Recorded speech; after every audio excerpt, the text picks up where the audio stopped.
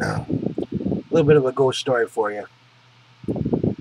About 20 years or so ago, I was working as a security supervisor for a company in Ottawa, Canada.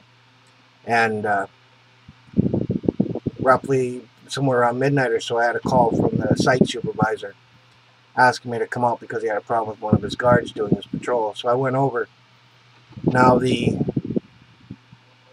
city has the building called the RMOC, Regional Municipality Office of Ottawa Carleton. And there's an annex to it that is a relic of a building. It's the old Teachers College. If you do a search on it on the internet, you'll come up with this. However, the guard, I asked him, and he's one of these guards from Africa, and very, very superstitious people.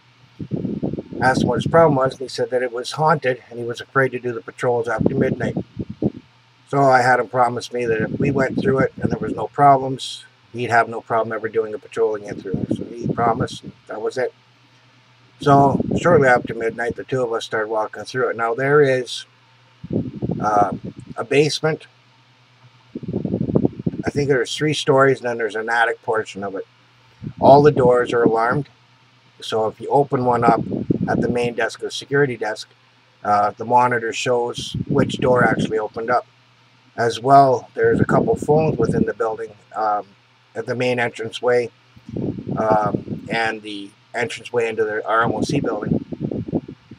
Now, we're walking. We were only maybe three doors into it, and got a call on my radio from the site supervisor saying, you know, you want to clown around, go ahead. He says, but stop making all these calls.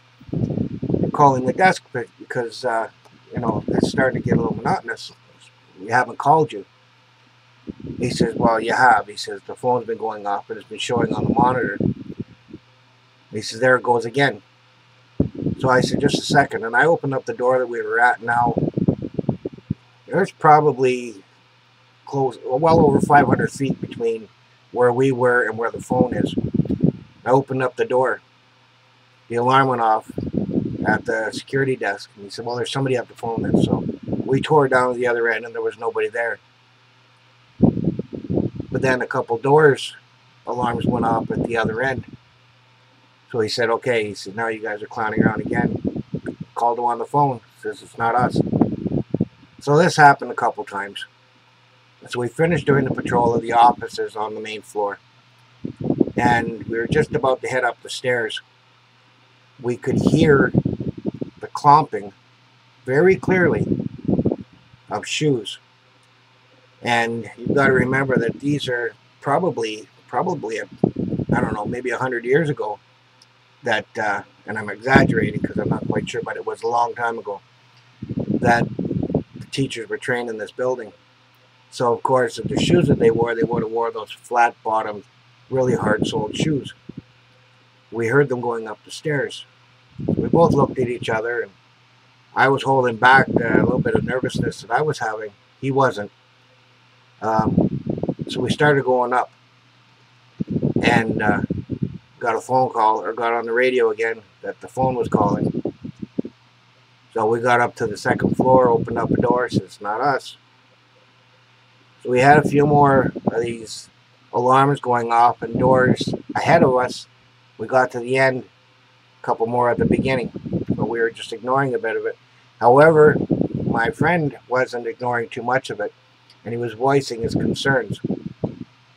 And you could hear faintly laughter, but of a woman.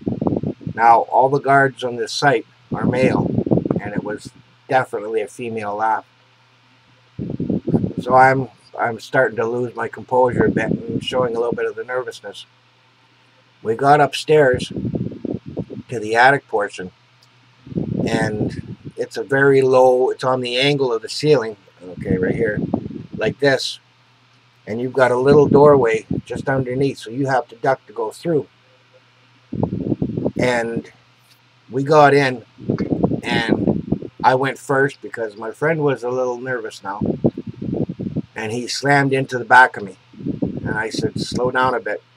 And he was crying. He had tears in his eyes. He'd been pushed into me. Then the door slammed behind us. So we really motored through that attic very quickly. In fact, our inspection wasn't as good as it should have been. We got out of the teacher's college, heard the laughter again as we were getting out. And when we got out to the main section there, I told him he doesn't have to do the patrol anymore. The site supervisor will. And I got to the site supervisor, and I told him it's going to be his responsibility or another guard's to do it. But I made a deal with this fella. He doesn't have to do it. So we kept our bargain up. There was more situations like this throughout the time that I was with the security company. However, I didn't patrol it anymore either. Somebody was working with us, and they weren't getting paid. Thanks.